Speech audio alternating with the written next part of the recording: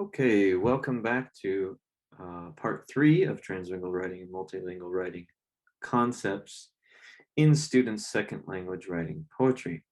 All right, so let's look at some examples here. We're going to start with code meshing or code switching. In this case, transliteration, which is just writing a Japanese word using the Roman alphabet for specific Japanese lexis, such as kotatsu, which is a small heated table that you sit on the ground and put your legs under during the colder months, as well as Japanese yukata, which is like a summertime kimono. All right, let's start with KI's Devil's Trap. I've used their initials here. Devil's Trap. I wouldn't like to move even one step. Once I enter, I can't leave it. I can never beat it. It's a kotatsu. Okay, so this is one example.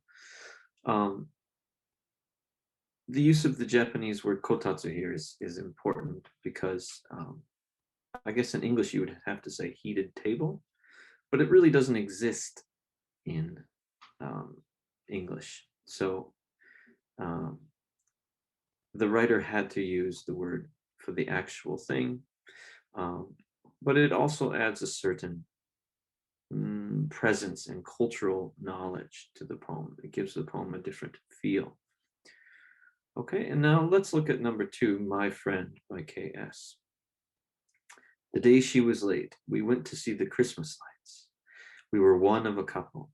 She looked more shining than the illumination. The day I was late, we went to see the fireworks. She wore a light blue yukata. Okay. She looked more beautiful than the sky.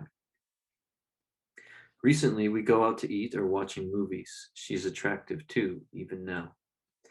But we are just a friend. So here, the writer is using, of course, code switching again, jumping into a Japanese lexis word to represent, a cultural item in Japan. Again, transliterating the actual word from the Japanese phonetic system to the English one. So in a way, this is code meshing, but it's also, you need to use these words because they're specific things to Japanese culture. But these are just 2 examples to get us going. All right, let's look at another example. Using style and onomatopoeia for rhetorical purposes. So onomatopoeia is, of course, a word that the meaning of the word is the same as the sound. For example, buzz, like an insect buzzing, or slap, or zip. Okay, so let's take a look at this poem, Childhood Snowy Day by J.M. Open the window. Wow, a cold wind is blowing in. Adults shovel snow. Open the door. White world. Walk on a snowy way. There's footprints left. Good day. Close the school. We play with snow. Snowman. Snowball fight. Kamakura. Take a break at home. We warm up with kotatsu. The sun came out. It is warm. We go out again. What a thing. Toro toro. Everything was gone. The lifespan of snow is short. Snow seems like time. Snow, fall again. We open the window again. All right, so we see 3 different uses of code meshing here. Kotatsu, which we saw before. Kamakura, which Kamakura is a few different things in Japanese. It's the name of an era, the name of a time period in Japanese history, because it's also the name of a Japanese feudal lord. It's also the name of a place near Yokohama in Kanagawa. That it's the name of a town that has a big statue of a Buddha called the Kamakura Daibutsu. So I think, I'm not quite sure why the writer has used it here, but it does have a capital K. And it's next to these other childhood games. So I think it's a game that you play in the snow. Maybe like King of the Mountain or something like that. But I wanted to look at Toro Toro. So Toro Toro. Toro Toro means melty or dripping, usually used with food in Japanese. But here the writer's using it with snow. And it's an onomatopoeia word, okay? Because it means like drip, drip, drip, which could also be onomatopoeia, but toro, toro, toro, toro, toro, the sound of water dripping. In Japanese, the Japanese language itself has a large number of onomatopoeia words, but they always repeat the same word twice, like toro, toro, or wan, wan. Wan, wan is the sound a dog makes. Wan, wan, wan, wan.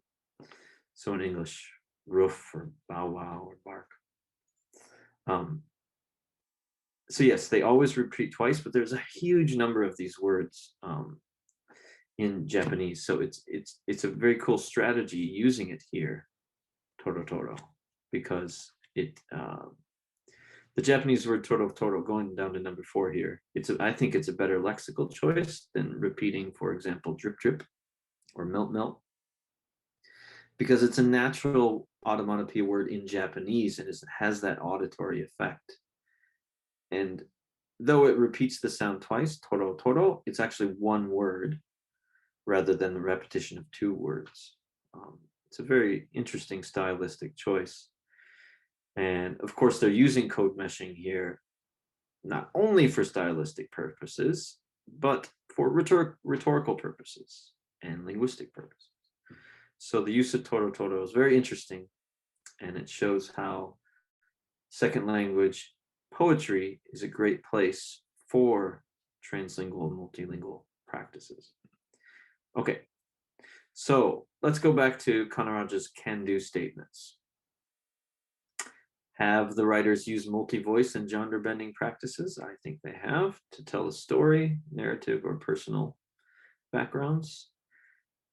Have they used creativity in, maybe not grammar, but in rhetorical practices? Yes. And negotiated established norms? I believe so. And finding themselves resourceful rather than deficient when bringing their translingual repertoires. What do you think? I think the use of toro toro here is very interesting and very, as Kanaraja puts it, resourceful. Okay, moving on. Let's talk about now using compositional practices, okay? Part of the Japanese haiku in English free verse poems. So very quickly, haiku, you may be familiar with it, but let's just talk about some of the concepts in haiku very quickly. So haiku is usually about nature. It's usually a 3-line poem that contains a seasonal word called kigo, which tells you when the poem was written. It also has a kireji, which is a turn in or a juxtaposition or a movement in scope, the lens of the poem, which adds, perspective. In English, often the kireji is expressed as punctuation, for example, a dash, an ellipsis, a comma, a colon, a semicolon. And haiku is often quite, it's always short. It's very terse and image driven. Very few necessarily adjectives or explanations for the reader. And then linked haiku verses, so many haikus together forming a long narrative, is called renga. Okay, so let's look at this poem by A.N. and see if we can't see some of these elements of haiku in her free verse English poem called Journey. Spring, sweet smell, dance of cherry blossom petals, season of encounter. Summer, the smell of living things, rain beat, fun is waiting. Autumn, clear smell, chorus of worms. The setting sun is the leading role. Winter, lonely smell, frost march, romance begins. Okay, you can take a minute if you wanted to pause the video, that's okay, but I'll go through some of the haiku elements in her poem here, but maybe you could find them yourself. So go ahead and hit pause now if you'd like to look for yourself. Okay, so I will talk about them myself. So of course, if you take away spring, summer, autumn, and winter, you have 3-line poems. 1, 2, 3, 4 3-line poems. So 3 lines is a haiku element. The fact that they're linked together is a renga, linked haiku verse. They all contain a seasonal word. They contain the actual season. But if you take that out, they contain other seasonal words. For example, cherry blossoms. They tell you it's springtime. The smell of living things in the rain beat is maybe early summer. The clear smells of autumn and worms in autumn, okay, and frost in winter. Okay, so they contain season words even outside the actual seasonal word, the spring, summer, winter, and fall. They're very nature-based, which is an element of haiku.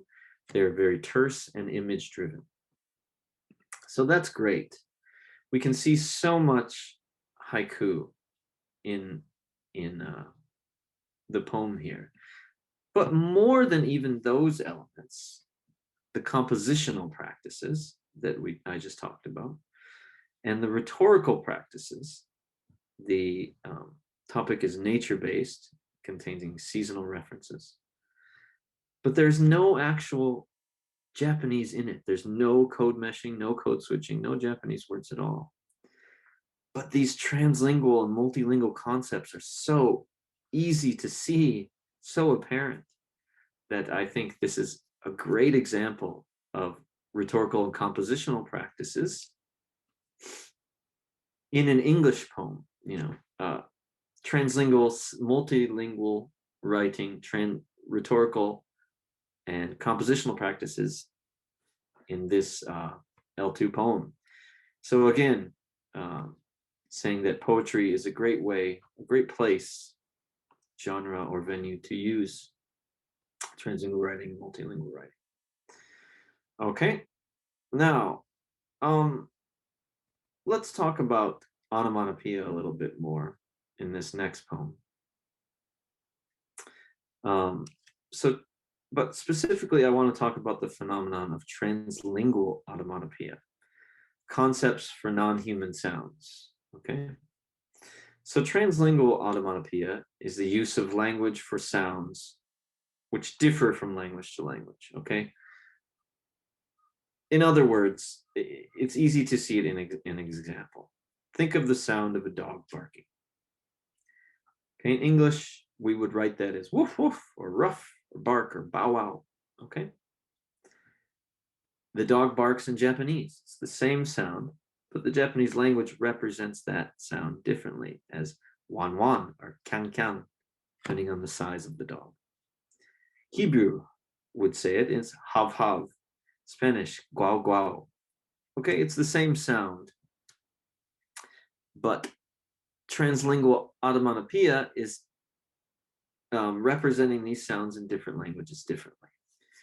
Okay, so this is kind of a phenomenon in language, and it's happening in my students' L2 poetry, which this course specifically made me aware of, which is fantastic. I wasn't aware of that at the beginning, but this course has kind of brought that to light. So let's look at an example of this translingual onomatopoeia phenomenon in W.H.'s Summer Vacation. When I woke up, morning cicadas were singing. Min, me. I slammed the window shut. When I grabbed the pencil to do my book report, sweat broke out on my forehead. I turned on the air conditioner. When I finished my homework, evening cicadas were singing. Kana kana ki ki ki ki. I didn't realize it was growing dark. Okay, so we have two examples of translingual onomatopoeia here. Min, min, min, min, min, mi, and kana kana ki ki ki, both represented for the insect cicada or cicada, which is here, which is, I'm sure you're familiar with that is. So let's look at that. I have the sounds of cicadas here, but I'm not going to play it for you. You can remember what they sound like. So translingual onomatopoeia. The writer uses two different ones to represent the sound of cicadas in the morning and also in the evening. Different sounds for the same insect. So the writer's making this distinction between morning and evening sounds that the cicada is making, representing, in my opinion, my literary criticism idea is that she's representing our disconnect from nature in the postmodern human world, because she hears it, the sound in the morning, and slams the window shut. Okay, because it's bothering her and doing her homework. And in the evening, I didn't realize it was growing dark, but she hears the sound and looks out the window and realizes it was growing dark because she spent the whole day inside doing her homework. So it's kind of our disconnect from nature, in my opinion. Okay, but the phenomenon itself. The writer is using a rhetorical strategy to show meaning and juxtaposition. Okay, she's using the rhetorical strategy of onomatopoeia in non-human sounds to show the juxtaposition between morning and evening, and also the meaning of the physical meaning of the sound of the animal. But what's important is the animal sound is coming from the Japanese language perspective, which traditionally is min, min, min, min, min, the sound of a cicada. But in English, it would be like bzzz or something. But she's writing the poem in English. But the onomatopoeia is happening in Japanese, so it's this weird translingual effect that's quite interesting. It's a good move, I think.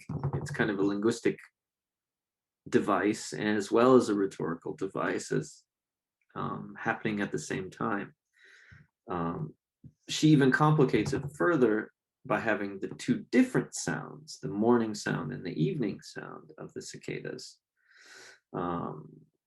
You know, it's a very interesting way to use this phenomena. So looking at that poem as well as the previous one, Journey, the Four Seasons, let's check Kanagaraja's can-do statements one more time. So have the students utilized their genre bending practices for narrative or personal preferences? I think they have. She's using here translingual onomatopoeia to tell a story. And here we're using Japanese haiku elements to tell the story of a journey of 1 year, spring, summer, autumn, and winter.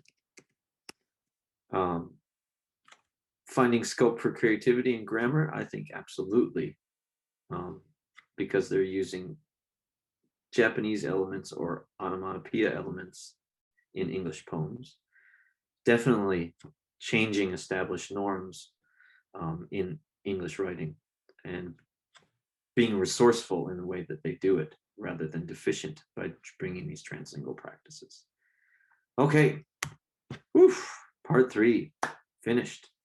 If you're still with me, thank you very much. Let's move on to the final part, part 4, the conclusion. See you in a moment.